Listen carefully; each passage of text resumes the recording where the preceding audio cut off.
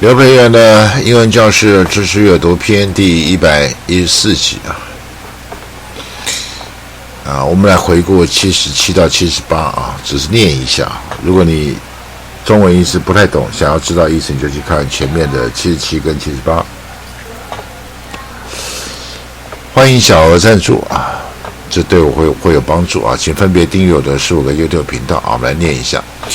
Elizabeth Taylor, born February 27th, 1932 in Hampstead, London, England, UK 出生在英国。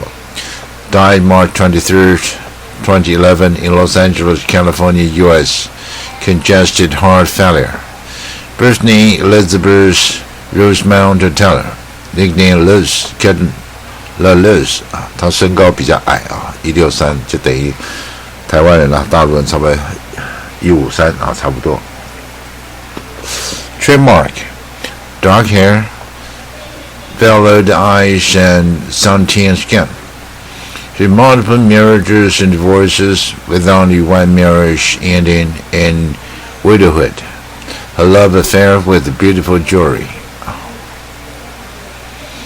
她的眼珠的颜色很奇特喜欢珠宝结了很多次婚这我们一般可能东方人会觉得爱慕虚荣Elizabeth Rosemount Taylor was considered one of the last, if not the last, major star to have come out of the old Hollywood studio system.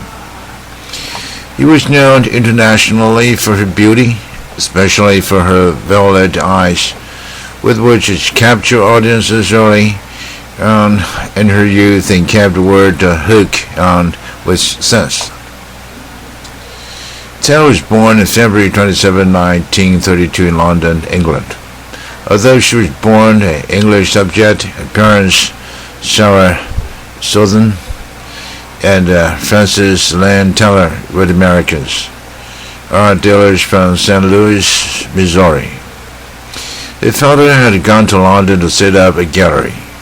Her mother had been an actress on stage, but gave up the vocation when she married. Elizabeth lived in London until the age of 7, when the family left for the U.S. when the Clouds War began brewing in Europe in 1939. They sailed without her father, who stayed behind to wrap up the loose ends of the art business. The family relocated to Los Angeles, where Mrs. Taylor's own family had moved.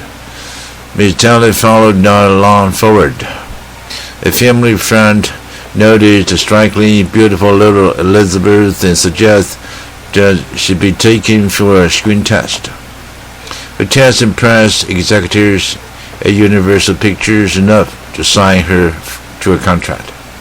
Her first foray onto the screen was And There's One Born Every Minute. Released when she was 10, Universal dropped her contract after that one film, but Elizabeth was soon picked up by MGM. MGM 就是米高梅。The first production she made with that studio was Let's See Come Home. And on the strength of that one film, MGM signed her for a 4th year. She had minuscule parts in her next 2 films, The White Clothes of Dover and Jane Eyre. Then came the picture that made Elizabeth star MGM's National Velvet. She played Velvet Brown opposite Mickey Rooney. The film was a smash hit, grossing over $4 million. Elizabeth now had a long-term contract with MGM and was his top child star. She made no films in 1945 but returned in 1946 to encourage Leslie, another success. In 1947, when she was 15, she started in Live with Father, with such heavyweights as William Powell, Irene Dunn, and Zazu Pitts, which was one of the biggest box office hits of the year.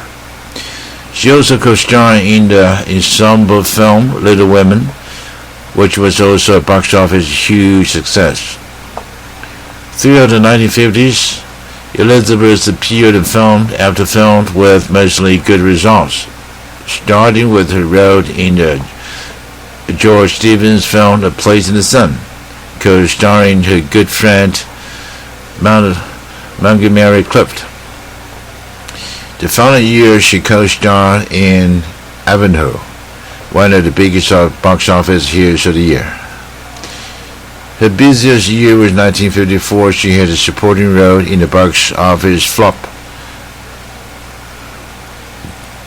Beaumont, but later that year starred in the hits The Last Time I Saw Paris and The Elephant Walk. She was 22 now, and even at a young age was considered one of the world's great beauties. In 1955, she appeared in the hit Giant with James Dean. Sadly, Dean never saw the release of the film, as he died in a car accident in 1955. The next year saw Elizabeth co-star with Montgomery Clift in Renfrew County, an overblown epic made particularly in Kentucky. Critics called it dry as dust. In addition, Clift was seriously injured during the film, with Teller helping save his life. Despite the film's shortcomings and off-camera tragedy, Elizabeth was nominated for an Academy Award for her portrayal of Southern Belle Susanna Drake. However, on Oscar night, the honor went to Joanne Woodward for The Three Faces of Eve. In 1958, Elizabeth starred as Maggie Pollard in Cat on a Hard Tin Roof. The film received rave reviews from the critics, and Elizabeth was nominated again for an Academy Award for Best Actress, but this time she lost to Susan Howard in I Want to Live. She was still a hard commodity in the film world, though. In 1959, she appeared in another mega hit and received yet another Oscar nomination for Sunday Last Night. Once again, however, she lost out, this time to Simone Signoret at the top. The Oscar drought ended in 1960 when she brought home the coveted statue for her performance in Butterfield 8th as Gloria Wonders, a cowgirl who is involved with a married man. Some critics blasted the movie, but they couldn't ignore her performance. There were no more films for Elizabeth for 3 years. She left MGM after her contract ran out, but would do projects for the studio later down the road. In 1963, she starred in Cleopatra, which was one of the most expensive productions up to that time. She was her salary, a whooping $1 million. The film took years to complete, due in part to a serious illness during which she nearly died. This was the film where she met her future fifth husband, Richard Burton.